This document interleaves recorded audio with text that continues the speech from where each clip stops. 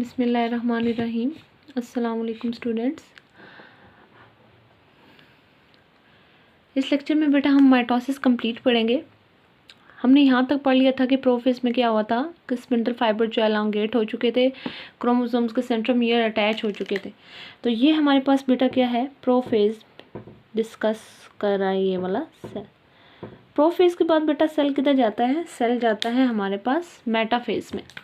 Cell will be enter into the metaphase. Cell metaphase में हमारे पास जा रहा है। मेटाफेज में क्या स्पेशल इवेंट अकर होता है बेटा जी, in the metaphase the chromosome will be arrange along the equator of the cell. Cell के मिड में या along the equator of the cell chromosomes जो है वो अरेंज हो जाते हैं और मिड में जो है वो बना देते हैं एक प्लेट जिसको हम कहते हैं मेटाफेज प्लेट।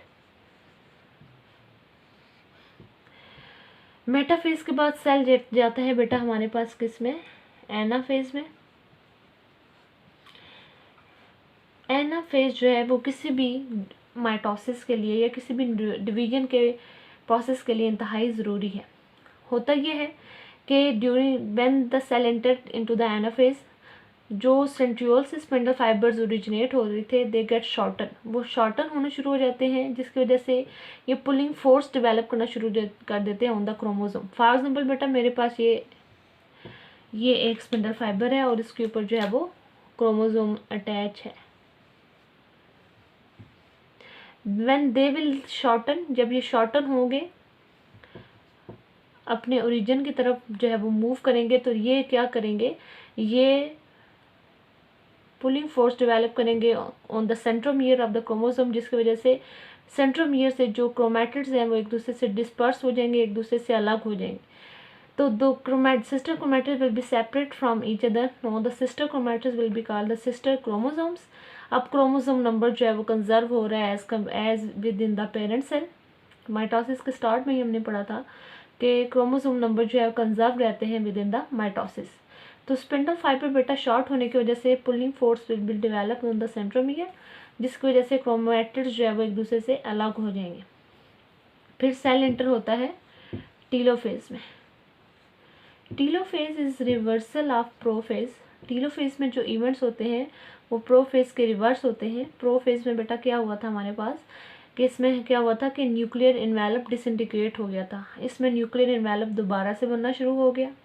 प्रोफेज में क्या हुआ था, न्यूक्लियोलस डिसअपियर हो गए थे। इसमें न्यूक्लियोलस जो है या न्यूक्लियाई जो है रीअपियर हो गए। क्लियर होगी बात।